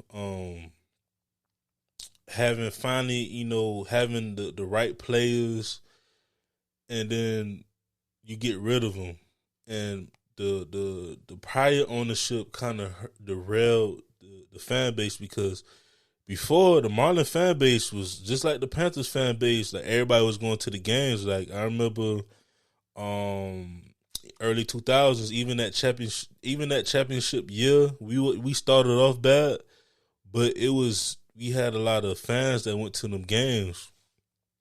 But when you have a ownership that just tear up the team, right? Like a couple years or so, right? Like after the championship, you get tired of it, and then you have people around, Miami-Dade County. They have to pay for a new stadium, which, from what we heard, the Marlins had the money. We had the money to compete. We had the money. We had so much money they had so much money that they could have signed Miguel Cabrera to a $300 million deal at the time, because that's why he got traded, because he wanted to get paid. Yeah. And we could have gave it to him. But what's his name? Sampson, all them, they were terrible. So it's like the Miami Marlins, we if you go on Twitter right now, the Miami Marlins fan base is up. Like, you even see like the dude that randomly be at the World Series with the orange Marlins jersey. Like, yeah, that guy. Yeah. That defines our fan base. Like, it's heavy, but it's like it's like flirting with a girl or going back to your ex. It's like, she changed. You want to go back to her, but is she really gonna cook, or is she not gonna cook? You know what I'm saying? It's like that type of stuff, But and look, the part of Maryland that I live in, I mean, like, I'm about the same distance from DC as I am to Baltimore. So I mean, like, I got a lot of friends who are like Orioles fans, and like they talk about it. They talk about it the same way, dude. Like, I completely, like, I didn't grow up an O's fan or nothing, but like, I still know a lot of people who are, and like, I hope they do well. But it's a lot of the same story, just like with that ownership group, it's the same way. It's just like, things get cooking, and then they're like, do we really want to pay that guy? Nah, let's just trade him. And it's like, what are you doing? And, there's always going to be those people that go. There's always going to be the people who love it. Mm-hmm. Like, the baseline is always going to be there. But like, every now and then, like you said, like, you start to fall in love with it a little bit again. It's just like, oh no, this time it's different, man. I'm telling you. Like, it's brutal. It's brutal. Yeah. Now I can say it is. We not the Oakland A's. Now that's sad. Now that's true. That's sad. Oh my! I can't. Yeah, look. That is a whole other level of just. At this point, they don't even deserve to have a team anymore. They should just like look. The community deserves it to have something there, but they don't deserve what they have, because what they have it's not good enough for them. What they have is not good enough for them. It's just not. Like, you cannot treat a municipality as beautiful and thriving as Oakland with something like that. You cannot treat them with something like that. Like, that franchise is a joke. I have no idea how the hell they're even still in existence. Did you hear about the this is probably what I think it was before the pandemic, or this is probably like a year. I read a story that the ownership purposely raised their ticket they raised the ticket prices because they really trying to fight to get a new stadium, but it's kind of like a boycott. Like, it's sad, man. It's like when the Raiders left, I'm like, that hurt. When the Warriors left to go across the bridge, that hurt a lot. And then you gonna have the Oakland A's, and Oakland A's is one of them teams that, like, you look back, like, they was good, years ago. They was, I think they was in the playoff, like 2018 or something like that. It was not too long ago. They was good, but once again, you got ownership. You got, a division between the people in the suits and the folks that work in Oakland, like the hardworking people that's in Oakland. So yeah, thank God Miami is not like that, but that's crazy. Thank God, yeah. Same thing with the A's. Like, like I know a lot of people feel the same way about the Pirates. Mm-hmm. Like the Pitt, same exact situation. It's just like, bro, like, come on. Like, the people are there. They want to care. They want to be there. Just extend that same courtesy. Look, I don't have any experience having millions upon millions of dollars. I don't know what that feels like. Mm-hmm. But I do know that if I had enough money to one day. Look, if I get enough, I'll buy the A's. If this fantasy football thing works out, promise me, I will. I'm putting it on the record now. I will buy the A's. but it's just like, if you own a team like that, like I get that, there's like certain overhead and the making the profitability and the blah, blah, blah. Like, I get that. Like, whatever. There's probably a bunch of stuff that I don't understand that goes into it. Fine, I get that. But at the same time, you still have to put together something that, if you really want to get that return, like, you got to get people to go. And if you don't try, and that goes across multiple sports, man. Like, there's some sorry ass franchises that exist. And we talked about a few of them. Yeah, the Browns was one of them. Like, as far as like ownership, like, it's just, and I feel bad because I'm like, once again, passionate fans, but you look at the product. Yeah, dude. Come on, man. Like, and then I think the worst, of course, we all know the worst franchise in the NFL is Houston. Like, in terms of how it's ran, look, like, it's, Lord have mercy. I have no idea what they're even trying to do at this point. Like, from the very top, it doesn't make any sense. I mean, if you're going to go out of your way to poach Nick Caserio from the New England orbit, bring in a guy to head up this team, BGM, do the whole thing, and like, it sends a message like, hey, we're really going to try and reinvent things around here, blah, blah, blah. And then you go back to back, one and done coaches, barely invest anything into, building up the infrastructure of the roster, and then just viewing an entire coaching staff as completely disposable to you, essentially, for 2 consecutive years. I don't know who they're going to entice to come take this job. And that's honestly why I'm really glad that Lovie Smith just gave him the middle finger and won that game and to get that number. Because, like, that's what the Texans ownership deserves, is to have a guy say, nah, screw you, you're getting the number 2 pick. Because they don't deserve to have Bryce Young gifted to them if that's who they want to go with. You know what I mean? Like, and there are a lot of vacancies. I mean, obviously, like, Arizona, like, the Cardinals got their own troubles. Some of these other teams, like, Denver's going to be its own challenge. I mean, like, who knows how good Russell Wilson still is at this point? Like, that's going to be tough. But, like, the Texans job, I could, like, if I had the credentials and I was in a position where I was one of those people out there, getting these interviews and stuff, if the Texans called me, I wouldn't even answer. Like, I'm not picking up the phone for that. I don't want them to employ me because, like, what is it going to be? It's just like, hey, we're really invested in you coming in and righting the ship here in Houston. It's a great municipality, and it's like, oh, but you're going to fire me in a year if it, like, that's the vibe. Like, you cannot expect somebody to take that job if that's the vibe you're putting out. That's a poverty franchise. Like, yeah. It's sad because it's like, look at all the talent they had. J.J. Watt, DeAndre Hopkins, Andre Johnson. Just it's sad. Like, like Arian Foster for all that time. Like, they wasted him. I mean, gee, God, he was a monster, dude. I think. I mean, of course, I'm not trying to bring in racing and stuff because we already know, with ownership and everything. But just overall, I think for me, just overall, we talk about the Oakland A's, it's just a mess. It's like they don't have no identity. They don't have no even I don't think they have a goal. And then when I read the Monday or Tuesday night, I see on the bottom line was Sean Payton said he was interested in Houston if they could make the trade for him, because they got to make the trade for him from the Saints.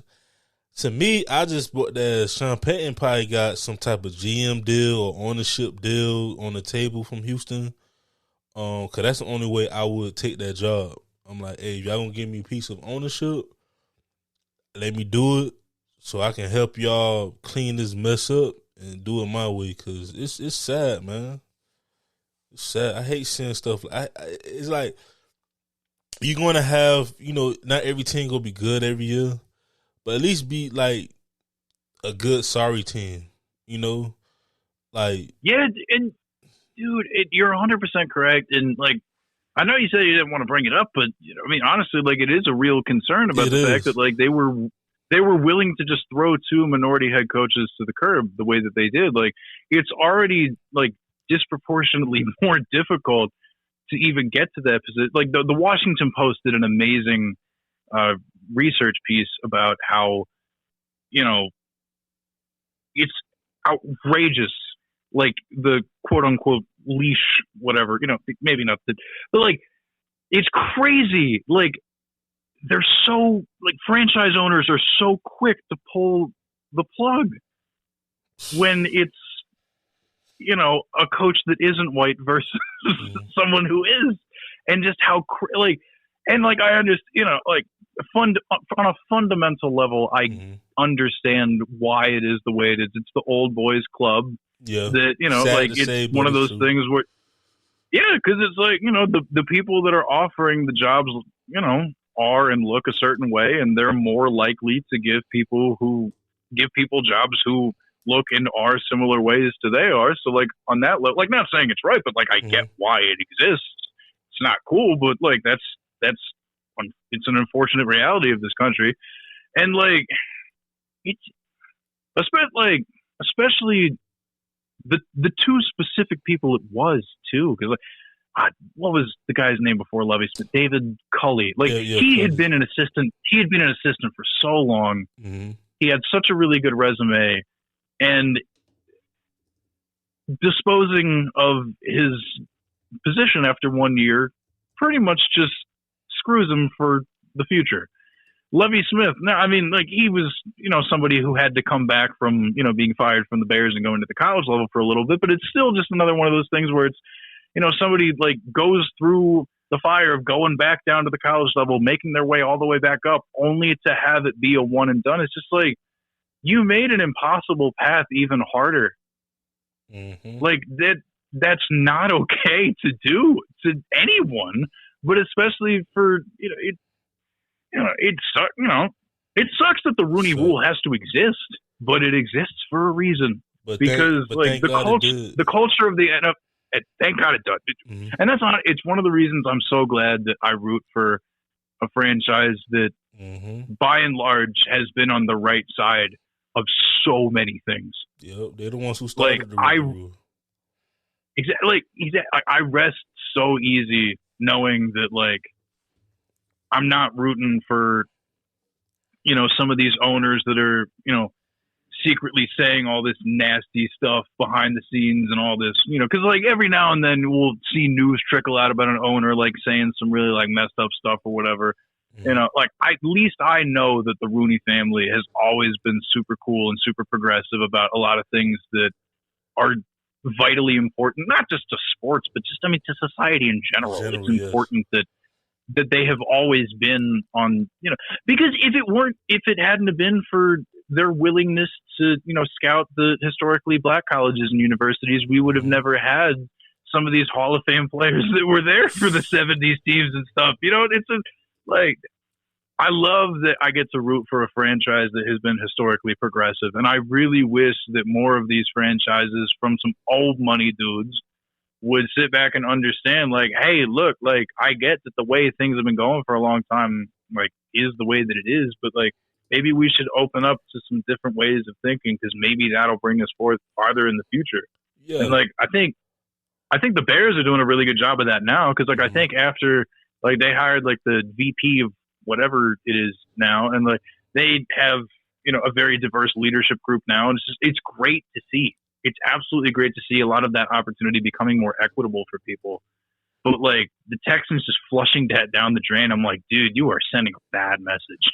Like that is, it's not cool. It's a horrible message. I'm glad you brought up the old school ways, the Bill and Dot, what they call the Good Boys Club. I feel like in our generation and the generation after us, but we gonna have to be that generation of millennials. I mean, you already see it even in politics. Yeah, for me, certain old school ways I kind of agree with, but at the same time, me really old school ways I really like I can agree on a little bit more is tradition, because we still have to have some type of tradition, but at the same time, it's like I know when I get in, hopefully, pray to God I get in, because that's one of my goals. I want to be millionaire, multi-billionaire. I want to own teams eventually in 10 to 15 years. That's my dream. But I want it to be like, I mean, not everybody can be an owner, GM, and stuff like. I get that, but I don't want it to be something where it has to do with your, sad to say, your race. Then you talk about your value in terms of like how much money you make. Then it talks about the background on what you did. Because I tell people all the time, reason why I'm going for my doctorate is because I know 15 years from now, when I get around that circle, I may have the money, but they gonna look at, okay, what else do you have? Because I'm a minority. It is what it is. But hey, I gotta do what I need to do. But once I get in, for instance, you want to own a team one day. Hey, I'm like, hey, I know Herms. He want to own a team one day. I just want to start. I want to break that barrier, like that good boys club. I don't even like that term. Like it's crazy. Like I just want to have like the good fellas, like. Yeah, man. Like, and honestly, like, I'm not gonna get too into the weeds with some of my certain like political beliefs or whatnot. But I think anybody listening can read between the lines and figure out who I vote for based off of what I'm about to say. But like, talking about, the family business earlier and, how it afforded me the benefit of being able to have access to, those season tickets so I could go see stuff like that. Mm-hmm. Like my father, when he was growing up, I mean, he didn't have a whole lot, like at all. Mm-hmm. Like he had just like me, he was the middle kid, 3 kids, mom, dad doing whatever. Mm-hmm. And he didn't grow up with a ton. Like they only had enough money for one of them to have braces, and he and his brother agreed to let their sister have them because it's more important for in our society for women, the cosmetic look of teeth and whatnot. You know what I mean? Like, but those are the types of decisions they had to make and stuff. And like when he was in high school and stuff, like he worked on the back of a trash truck. Mm-hmm. Like I'm talking like Erie, Pennsylvania, like Northwest, right there on that lake. So like snow. Like 6 feet, like for these exactly. So he's out there as a young man riding on the back of a trash truck doing this whole thing. Never got a college degree, but he hustled his way up to owning a business that creates a bunch of revenue, employs multiple people, including me for the time that I worked there, and my older brother. And he's feeding families now with the stuff that he does. And the fact that he was able to overcome was great. Mm-hmm. But that's one of those things where he will always say, it's cool that I did it, but I'm never going to fool myself into thinking that I did it. Because, like, to some degree, I did have to work hard to do it, don't get me wrong, but he always says, it's like, I know I got lucky. Mm-hmm. And I wish it didn't take luck for people to be in this type of position. And that's one of those things where, like, we talk about America as if it's this place that, it's equal opportunity. Like, everybody can do anything they want. And, like, and that's true to some degree. True, but you got to work. Exactly. and not all the opportunity is equal, unfortunately. Like there are people, it's just like that old metaphor that people use, like some of us aren't born on third base. True, like true. there are some people born on third base that think they hit a triple. You know, like it's possible to work your way around the diamond from where you started to get there, but it's a lot easier for people that are born on a certain base. You know, and like it would be great if we lived in a world where your opportunity wasn't dictated by the circumstances that you come from. Like, no, I totally agree because my cousin, the one that I'm, you know, his fantasy league, we talk about it all the time. Like my family is super. When I look at it overall, middle class people. You know, my granddad, his family from Georgia, my grandma, her family from the Bahamas. You know, so growing up, you know, in a, you know, deep South, you know, island type family, you know, you taught to, you know, you got to work hard. You know, of course, the island side, you know, I mean, both sides really, but especially the island side, you got to go to school, got to do this, but never settle for less. Always try to outwork the next person, and I always had that mentality. And then when I got in the workforce, same thing. Got in the podcast, the same thing. And it sucks, you know, some of us get lucky. But I always tell myself it's always the timing, you know, and you know, they always say America give us, you know, the chances, and it do. It give us opportunity to, you know, to get better, but to me, it's like, especially now in this stage, in this era where, you know, you either got to be real rich or you got to be, you know, ain't no in between no more. Like they trying to really eliminate, you know, the middle class, which is sad because the middle class is what run this country. But it's the backbone. It's just getting hard, man. Like it is, and like you said, like that's why, you know, you have to be out there.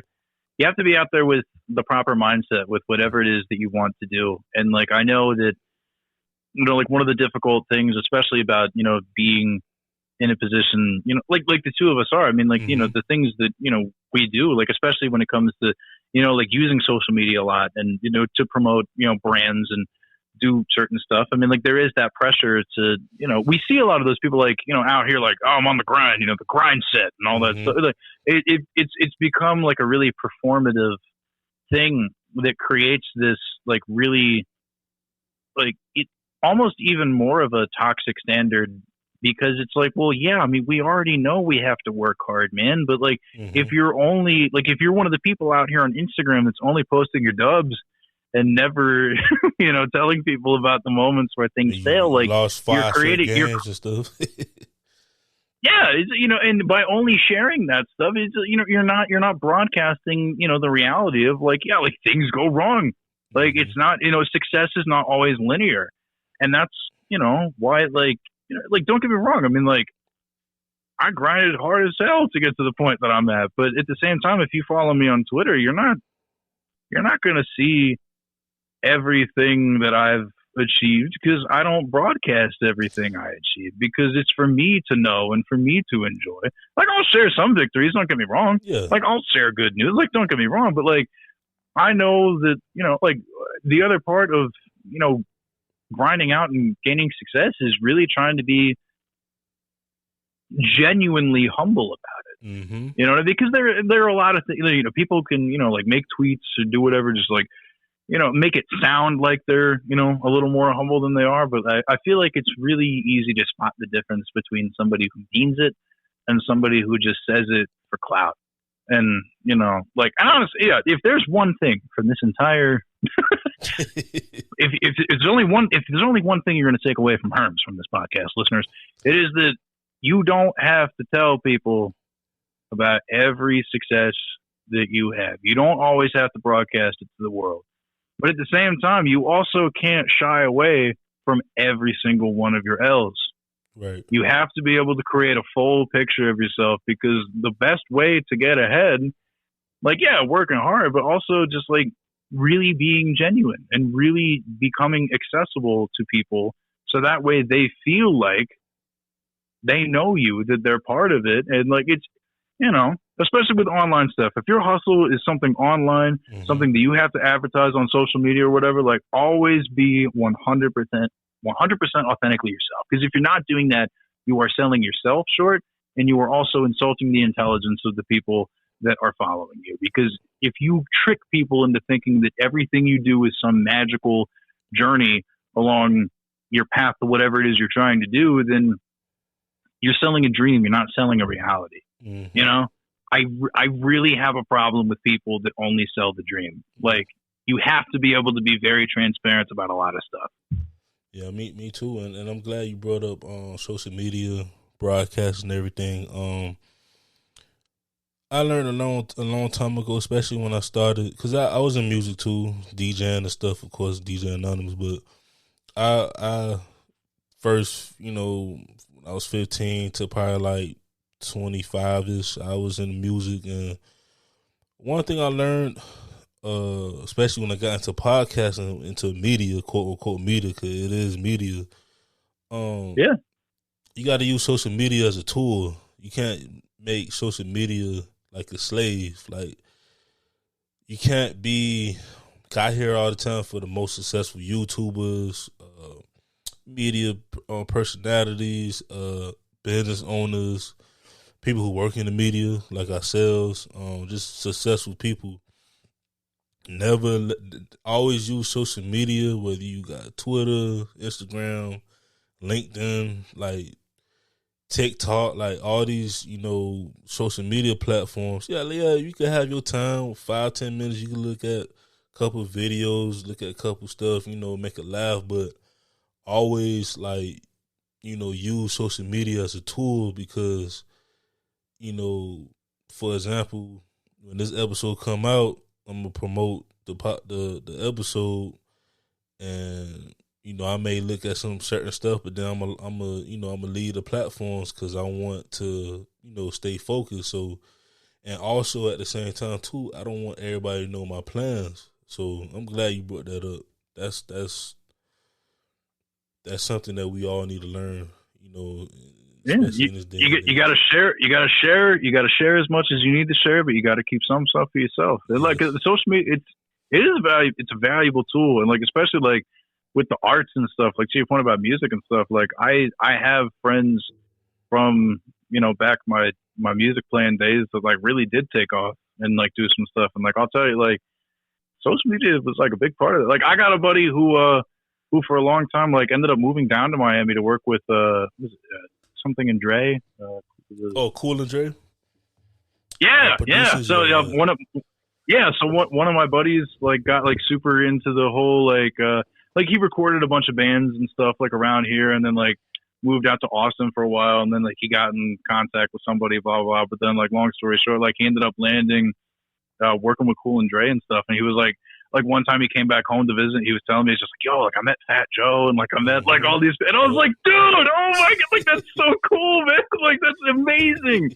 And like now I see some of the stuff that he's doing, and I'm just like, bro, like I mean he got like a production credit on like a song that went platinum now, and I'm just like, dude, what are you like, oh my lord, like but he wouldn't have done any of that stuff if it hadn't been for that tool of social media. But like, that's why you got to be careful. That's why you got to be careful. You can't be out here just, saying too much wild stuff all the time. It's a tool. Yep, everybody watching. Exactly. 100%. You got to be careful. You got to be careful. You got to be strategic. So before we close out this episode, I got one more question for you. Where do you see yourself 5 to 10 years from now?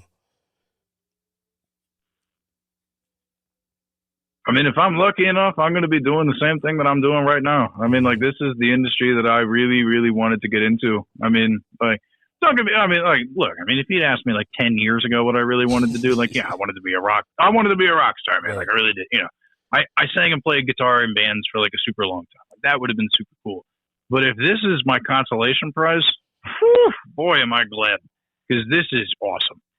So, like, just doing what I do, man, like fantasy football stuff is great because not only do I get to help people, and like I was saying earlier, it's like giving people the satisfaction of getting that dub, like that feels good.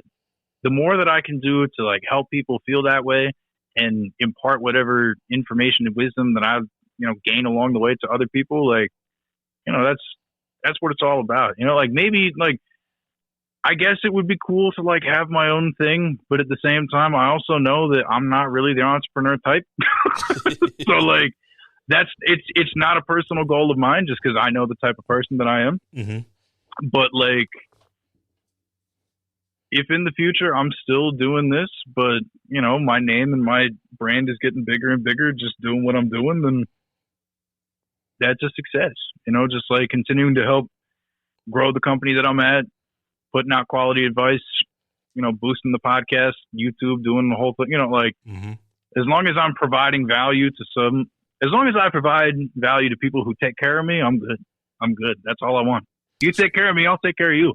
Oh yeah, exactly. So it's more like, real quick, it's more like Shaq and Rick Ross talk about this all the time. It's more about networking and partnerships, pretty much. Like 100%. I am a much better hired gun than I am anything else. Ain't nothing wrong with that. Ain't nothing wrong with that at all. And I tell people, all my guests, don't forget about your boy. Especially when you get to that level, I'm here. I'm always here. I got you. I got you. But before we log off, any shout outs? Well, I just want to give a quick shout out once again, to DraftSharks.com.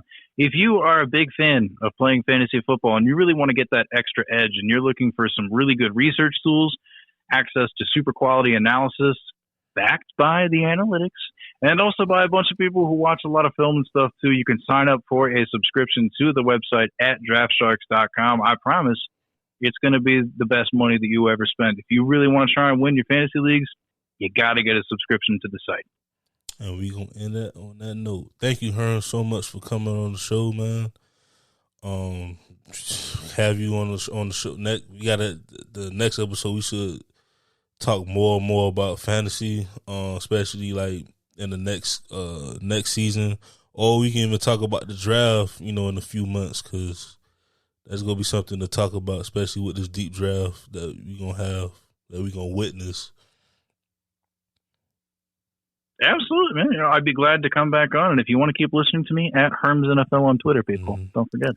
Don't forget, people. And this has been your boy, DJ Anonymous, with another episode of Sports Biz Music with my boy Herms. And we out. Peace.